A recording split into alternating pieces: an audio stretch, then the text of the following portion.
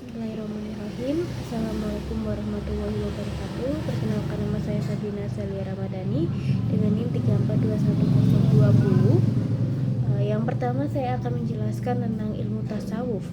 Ilmu tasawuf adalah berasal dari kata bahasa Arab yaitu sah berarti barisan, sufi berarti suci, dan sofa berarti bahasa Yunani yang berarti hikmah. Suf berarti kain wol, yaitu sikap mental yang selalu memberanikan diri dari beribadah, hidup sederhana dan rela berkorban untuk kebaikan dan kebijaksanaan. Dan untuk dasar hukumnya sendiri, dasar hukum berada dari Al-Quran, yaitu surat Al-A'la ayat 14, Qaf mang tasakka, yang artinya sesungguhnya kamu beruntung seseorang yang telah membersihkan diri dengan beriman. Untuk selanjutnya yaitu tujuan dari ilmu tasawuf secara praktis untuk membina moral, mewujudkan kestabilan jiwa yang berkesinambungan, penguasaan dan pengendalian hawa nafsu sehingga manusia berkomitmen hanya kepada seluruh moral. Secara teorisme, melalui penyingkapan langsung metode dengan sepakat dengan ketentuan khusus secara formalitas sehingga menjadi sistem analisis. Untuk membahas bagaimana sistem pendekatan diri antara pendekatan diri kepada Allah serta sifat fisiologi pengajian garis hubungan antar Tuhan dan makhluk. Adapun ruang lingkup dari ilmu tasawuf yaitu tahalil, melepaskan diri dan mengosongkan yang ada pada diri. Tahalil, proses mengisi dan menanamkan perbuatan atau amal yang baik. Tajahalil, proses seorang sufi menirukan nama-nama Allah dalam setiap perbuatannya.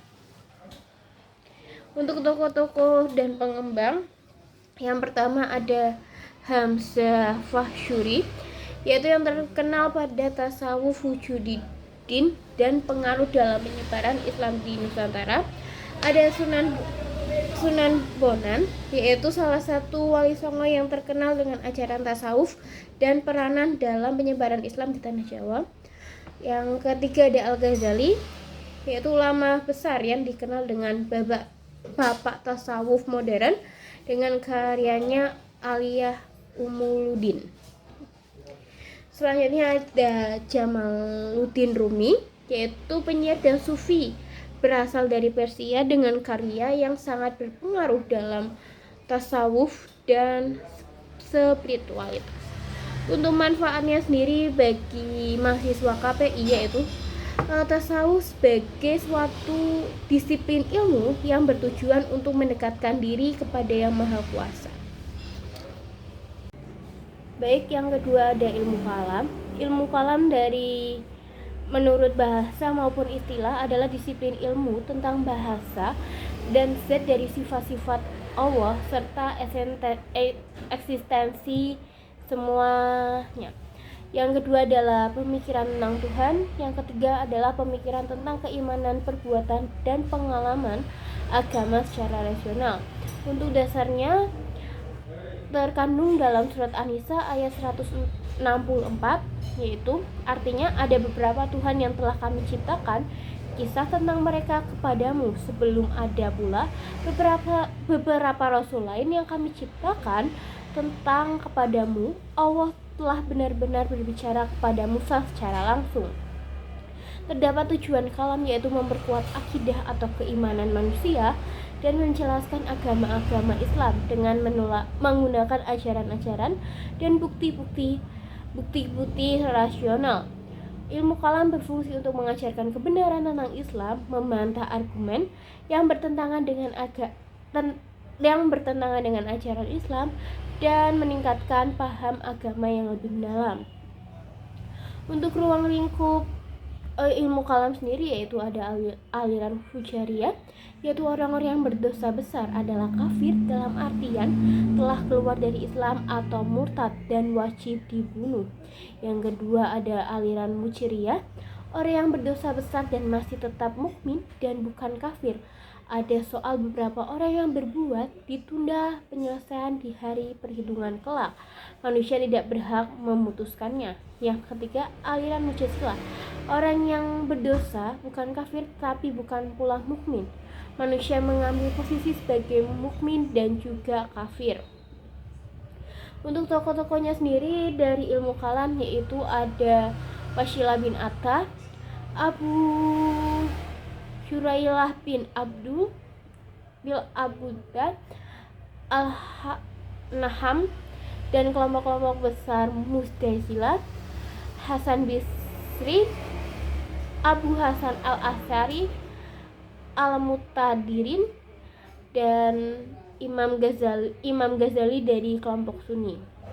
Untuk manfaatnya sendiri, ilmu kalam sangat bermanfaat bagi mahasiswa KPI karena membantu dalam memahami dasar-dasar agama Islam dan serta dapat berpikir kritis, membangun komunikasi ajaran Islam, serta dapat disertakan dengan tepat dan efektif. Selain itu, ilmu kalam juga membantu mereka dalam menghadapi tantangan dan pernyataan tentang Islam dari berbagai kalangan.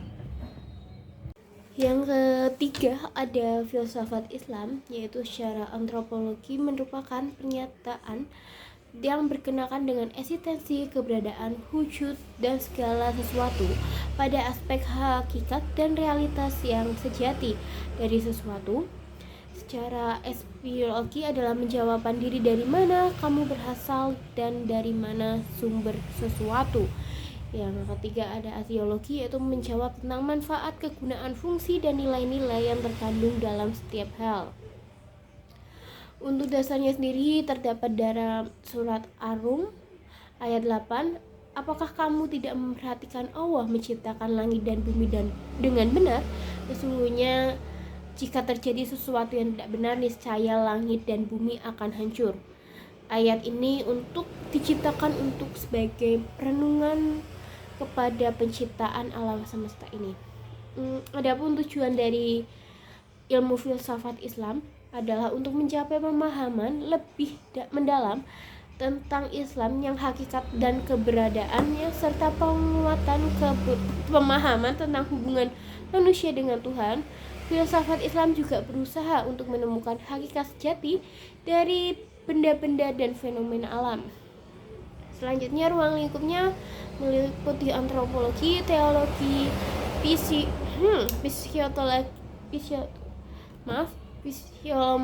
asiologi, etika, estetika, logika, metafisika, antropologi, psikologi, kromologi, dan astrologi.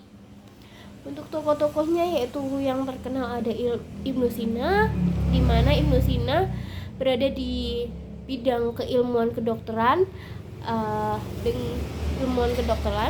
Yang kedua ada Al-Farabi, yaitu beliau berfokus pada etika dan politik.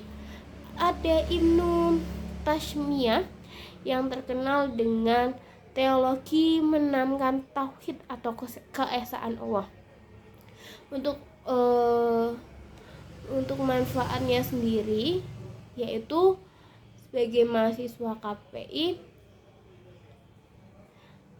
karena filsafat itu kita belajar tentang pola pikir, keesaan Tuhan. Jadi dari filsafat itu kita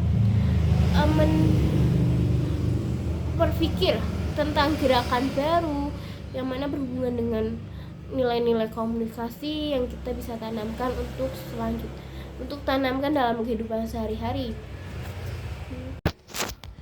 Selanjutnya adalah ada fikih ibadah dan fikih muamalah. Fikih ibadah itu berasal dari kata bahasa Arab abadu ya'budu ibadatan, yang berarti ibadah atau menyembah kepada Allah.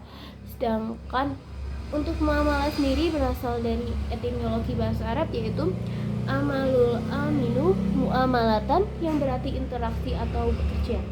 Untuk dasar Al-Qur'annya sendiri berada di surat Al-Fatihah. Surat Al-Fatihah ayat 5, iyyaka na'budu wa iyyaka nasta'in, yang memiliki arti hanyalah kepada Engkaulah kami menyembah dan hanya kepada Engkaulah kami meminta pertolongan. Untuk tujuan dari fikih sendiri yaitu untuk bertakwa, mengingatkan manusia dengan unsur nurani dalam dirinya yang memiliki kebutuhan-kebutuhan yang berbeda dengan jasmaninya, dan untuk meningkatkan manusia bahwa di balik kehidupan yang fana ini masih ada lagi kehidupan yang abadi dan kekal.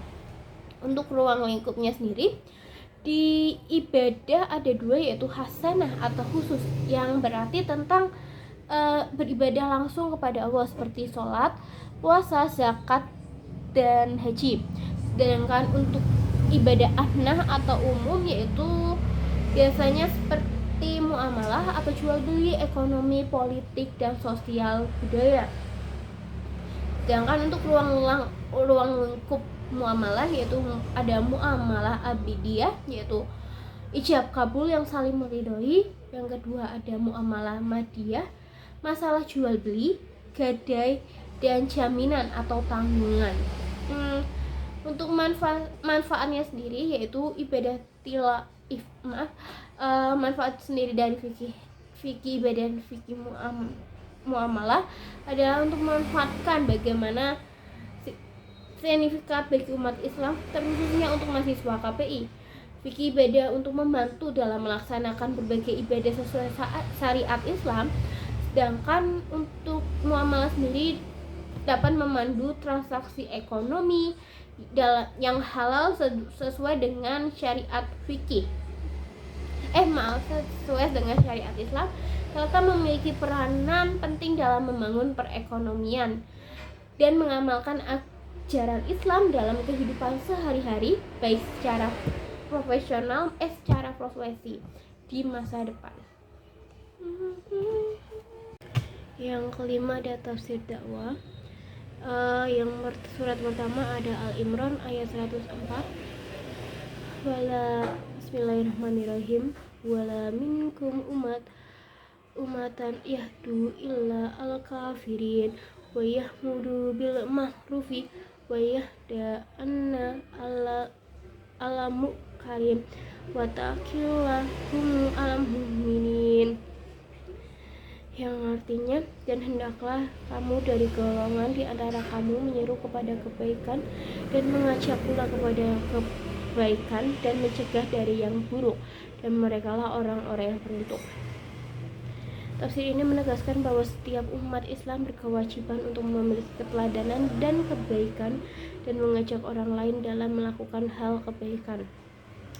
Di era digital ini, tugas ini dilakukan pada sosial media dengan menyebarkan informasi yang positif dan mengajak kebaikan dan mencegah dari penyebaran hoax atau ujaran kejahatan. Yang kedua ada surat An-Nahl dengan ayat 125. Abduillah sabila Bismillahirrahmanirrahim. Abduillah sabila akrib bin ni'matil wal mu'midan al-hasana wa syudduha bil-laili hiya ahsan, yang artinya setiap manusia kepada jalan Tuhan dengan hikmah dan pelajaran yang baik, bantalah mereka dengan cara yang baik pula. Tafsir dari ayat ini menekankan bahwa pentingnya penggunaan pendekatan dan kebijaksanaan yang lembut dan penuh kasih sayang dalam berdakwah. Untuk penerapannya sendiri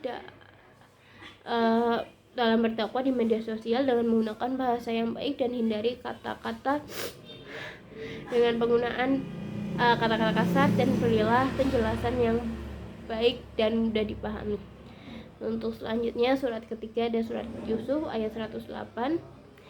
Bismillahirrahmanirrahim. Inna indina indahi al-Islam, yang artinya sesungguhnya agama di sisi Allah ialah Islam. Ayat ini menegaskan tentang Islam adalah agama yang lurus dan satu-satunya yang benar di sisi Allah. Untuk penerapannya sendiri dalam konteks ini konteks kekinian ini, ayat ini mengingatkan kita untuk tetap tumbuh dalam Islam dan tidak mudah dipengaruhi oleh agama lain yang menyimpang. Yang keenam ada tafsir dakwah. yaitu